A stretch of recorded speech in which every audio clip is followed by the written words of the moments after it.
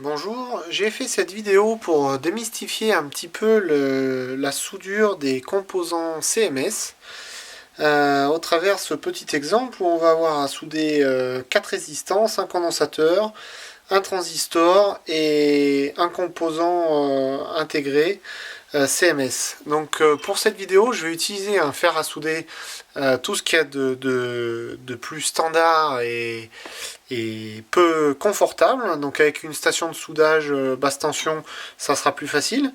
Je vais utiliser également de la soudure relativement grossière, exactement la même que celle qu'on utilise pour du traversant.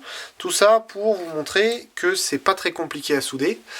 Et sachant que souder des composants CMS a beaucoup d'avantages, il n'y a pas de trou, donc ça fait moins de travail à faire, moins de difficultés, parce qu'on a tendance à arracher le cuivre quand on fait des perçages sur des circuits un peu fins. Et donc tout ça fait que c'est pas forcément toujours très simple de faire de la soudure sur des circuits et des composants traversants. Voilà. Donc la première étape est de nettoyer la panne de son fer à souder. Ça c'est quelque chose qui devrait être fait en toutes circonstances, mais là c'est encore une fois plus important. Donc pour faire ça, on va faire fondre un petit peu de soudure sur le bout du fer à souder et on va l'essuyer avec une éponge humide pour avoir une panne bien brillante et bien propre. Voilà. La deuxième étape consiste à mettre une goutte de soudure à étamer une seule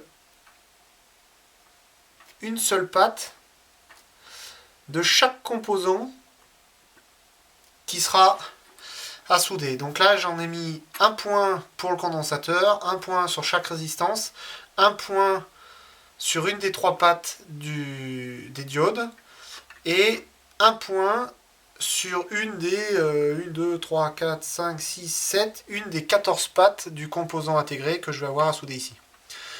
Donc ensuite, on se munit d'une petite pince à Bruxelles et on attrape ces composants. Donc là, vous voyez ici le composant qui est vraiment pas très gros. C'est un composant dimension 0,805. Il en existe d'un peu plus gros, les 12,06, ou des plus petits, les 0,603. Donc celui-là est intermédiaire pour un amateur. Donc vous prenez votre composant, vous le positionnez à sa place en face de la première goutte, et vous chauffez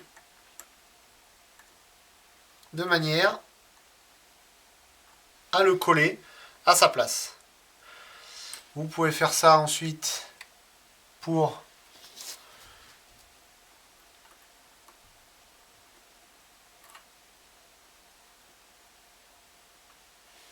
tous les autres composants.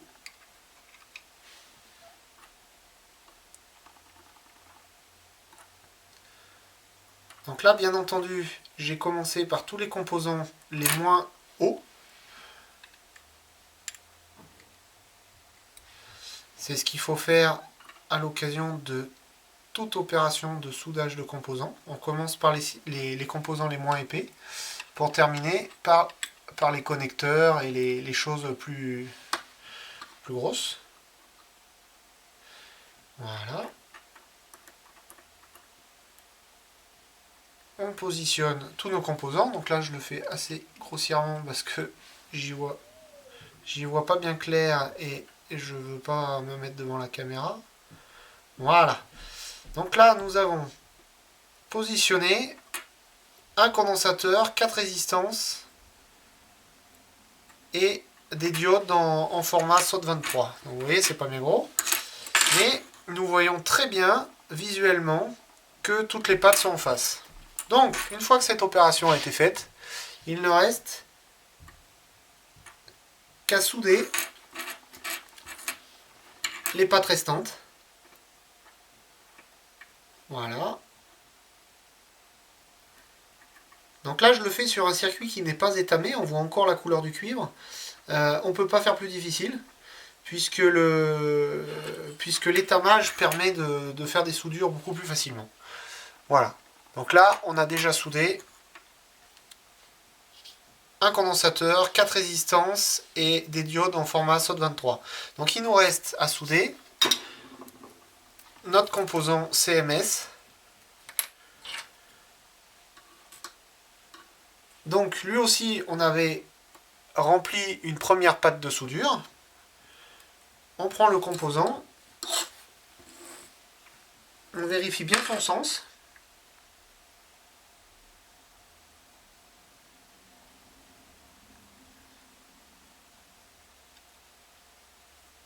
Ah bah celui-là, je suis mal tombé, c'est pas très évident. Voilà, donc c'est celui-là.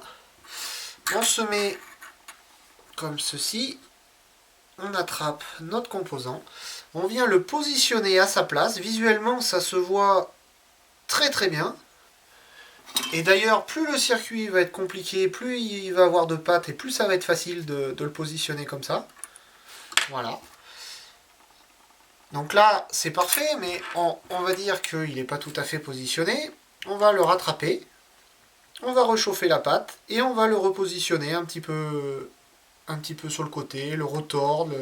Voilà, on va le mettre en place pour qu'il soit visuellement parfaitement en face de toutes les pattes. Je ne sais pas si ça se voit bien la vidéo, mais en tout cas, c'est extrêmement facile à voir à l'œil. Voilà. Donc ensuite, on a soudé cette première patte, on va souder la patte opposée. Et à partir de ce moment-là, le circuit ne peut plus bouger, il est parfaitement positionné, on ne peut plus bouger. À partir de ce moment-là, l'étape restante consiste à souder toutes les pattes en faisant chauffer le moins possible le composant. Donc pour ça, soit vous avez un fer relativement précis, de la soudure assez fine, et puis un petit peu de doigté, et vous y allez patte par patte pour essayer de faire au mieux. Et puis, à l'extrême, vous pouvez le faire comme je vais le faire ici, en solution bourrine, pour vous montrer que finalement, c'est pas très compliqué. Vous bloquez votre composant, et puis vous mettez des gros pâtés. Voilà, vous soudez comme ça a envie de se mettre, en faisant des gros pâtés.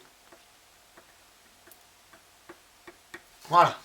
Donc vous pouvez poser une éponge humide dessus pour le refroidir. L'important, sur des circuits fragiles, la seule bêtise qu'il pourrait y avoir serait que le composant chauffe trop. Personnellement, ça m'est arrivé qu'une fois et je l'avais cherché. Voilà. Donc une fois que vous en êtes ici, vous avez un circuit qui est bien soudé, mais qui a des gros pâtés de soudure. Ce n'est pas grave du tout. Vous prenez pour ça de la tresse à dessouder, que vous appliquez le long du circuit,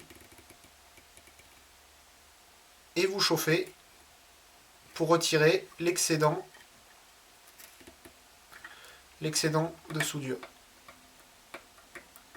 Et puis après, vous pouvez reposer le fer sur chaque patte pour avoir une soudure plus propre éventuellement. Mais c'est même pas indispensable. Voilà.